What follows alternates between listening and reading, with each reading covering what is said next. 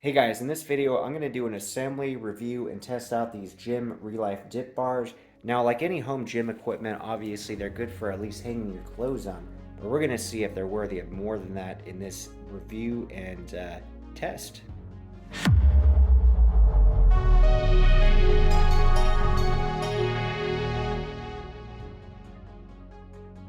Relife gym equipment.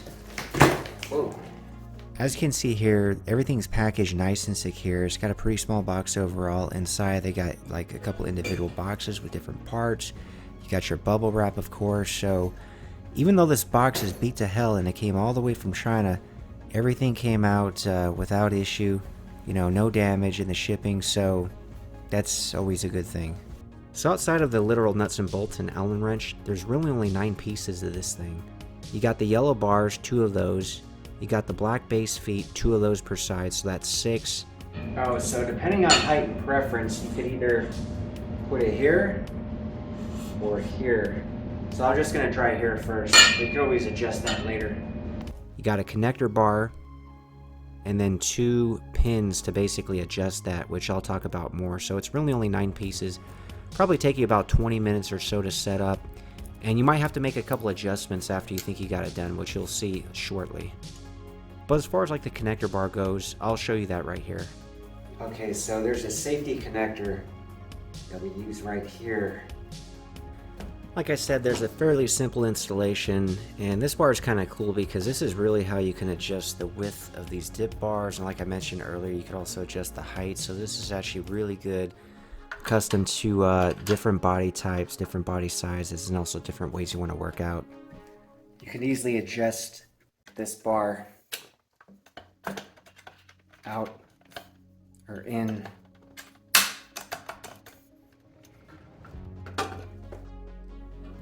And when not in use, it's really easy to just take this apart. So if you're going to store it in your apartment, your home, or whatever room, if you don't really necessarily have the room, this does not take a lot of room. So that's not an excuse to not to get this thing. Okay, so I got it together, and it looks like, you know, it's a little wobbly. This one's stable. This one seems a little off. But we're gonna run through the troubleshooting in the book. If the product is not stable, take following measures can adjust the stability. So, you know, this is made in China. It doesn't have the best English, but good enough to understand. So you loosen the locking screw, tighten the screw after the product is stable. I kind of got to redo some of these screws on the feet. And then also rotate the rubber feet to control the stability. So these rubber feet you can rotate too. So we're gonna kind of see if we can make this thing a little less janky, you know? So it's a fairly easy fix, some simple adjustments. Just when I got it on the ground, I'm kind of unloosening the screws, positioning it just right, and then tightening those screws back up. And then also you'll see right here, this is very important. Ollie's helping, he just jumps on my back right there. But anyway, also you can move the rubber feet there to really get that final adjustment and make it nice and stable. Alright, so after making the proper adjustments, this thing is nice and stable. So let's go ahead and test it out, try out a couple simple exercises. So of course, you could really use this to hit your triceps and your chest, do a couple back exercises. A lot of people like to do ab exercises.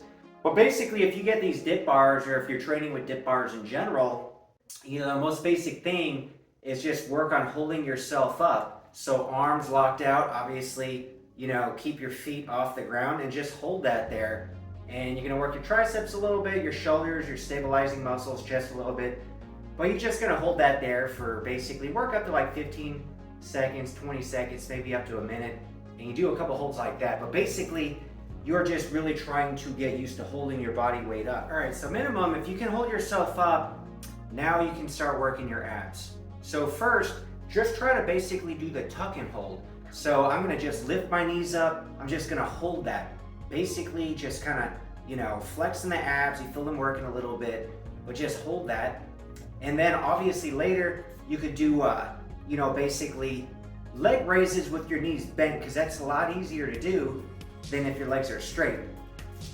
So anyway, that's the first ab exercise, just doing the tuck and hold and then doing some knee raises. All right, so the next ab exercise, a little harder. Instead of just doing that tuck and hold, you're basically gonna do an L sit where you hold your legs out straight. You know, basically do that as long as you can. And then you could also work sets where you're down, you're up, you're down, you're up. Or if that's too hard even, you know, kind of like a transition, go up like that, straighten, down. Knees up, straighten, down. And just work your sets like that. Now, of course, these are called dip bars, so we should probably try to do some dips. And on these dip bars, you got these nice cushion things for your hands, by the way, which I didn't point out earlier, so that's a nice touch. Makes it a little more comfortable, and actually it's good for the grip. So basically, guys, if you can't do any dips, it's not like these bars are super high off the floor. You can actually use your legs for assistance. But in order to build some initial strength, which is a similar thing you can do with pull-ups, just focus on the negatives. So basically, you know, you're gonna go in your position, you're gonna go down, try to control that, and then put your feet down, just get back up. You know, just go as down, as slow as you can, maybe even pause it midway, and then down, and then basically, you know, do a set of 3, do a set of 5, just work up, and eventually you'll be able to do dips where you don't need your legs to basically give you that assistance back up. But let's see how stable these are actually working the chest and doing dips. So, and again guys, there's so many ways to do these. You could do these being L-seated, you could do them where you're more vertical. Now your legs are gonna be bent, but if you're more vertical, then it's gonna work your triceps more.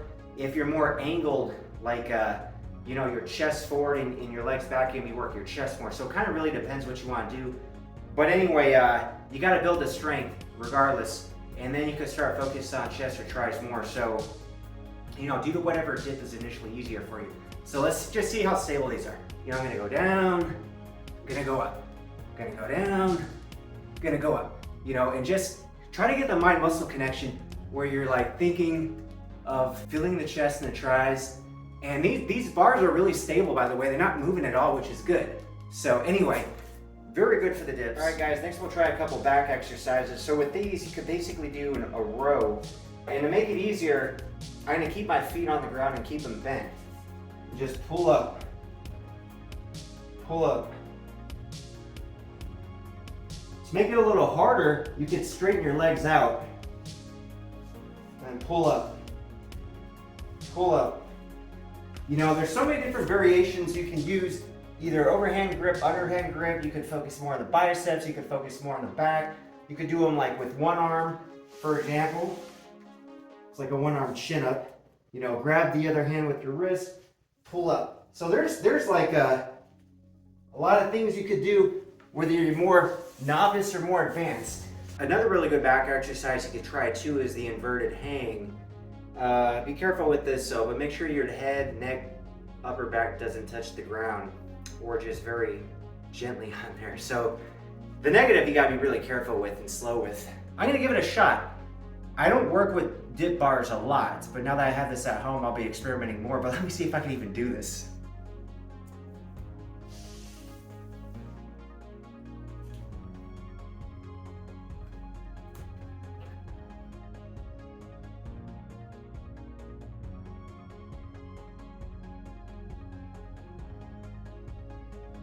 You actually work your core pretty good, trying to stabilize and not flip over.